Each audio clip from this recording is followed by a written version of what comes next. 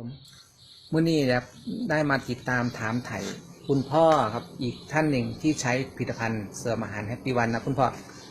ครับสวัสดีนะครับผมครับคุณพ่อมีอาการเป็นจังไดครับสุขภาพเป็นโรคไตบ่เป็นโรคไตครับเป็นมากี่ปีคุณพ่อเป็นมาจะ7 ปีละ7 ปีแล้ว ครับฟอกไตประจำเนาะก็ประจำบริการเดือนหนึ่งกี่ครั้งครับเดือนนึงก็8 ครั้ง8 ครั้งอาทิตย์ละ อาทิตย์ละสอง 2ครับผมก็รู้สึกแตะกอนนี่รู้สึกเมื่อยบ่ เมื่อยเลย พ่อมากินเสริมอาหารแฮปปี้วันเป็นจังไดครับพ่อมีแหงขึ้นมาเลยหน้าตาก็แดงปิ่งปัง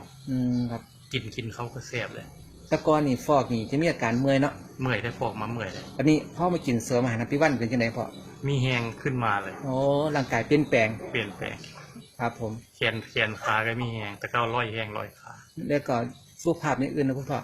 เป็นเบาหวานความดันเป็นจังไดปัจจุบันนี่บ่มีไปเลยความดันก็บ่มีธรรมดาอยู่เบาหวานเขามีบ่เบาหวานกับประมาณ910กับมันธรรมดาตะกอนน่ะจะกินยาน้ำมันบ่60 70เกือบ200แต่เราปัจจุบันได้กินยาเบาหวานบ่ครับบ่ได้กินเลิกละบ่ได้กินเนาะครับผมเพราะว่ากินยาตัวนี้เบาหวานที่หายเลยคือเบาหวานเพิ่นดีขึ้นเนาะเป็นปกติครับผมดีขึ้นครับผมคุณพ่อฝากสำหรับผู้ที่ตามเนี่ยนะครับฝากบอกไงผู้ใดเป็นโรคก็คุณพ่อนี่เกณฑ์ผู้ใดเป็นโรคไตนี่นะทดลองมันด้วยแฮปปี้วันดีแฮปปี้วันครับยกกล้องนะคุณพ่อดีครับดีแบบนี้ครับครับผมรับประกันเลยรับประกันเนาะครับรับประกันคุณพ่อกินรู้สึกว่ามั่นใจว่ามั่นใจเลยครับเที่ยวกินประจำเลยขอบคุณหลายแล้วครับผมครับ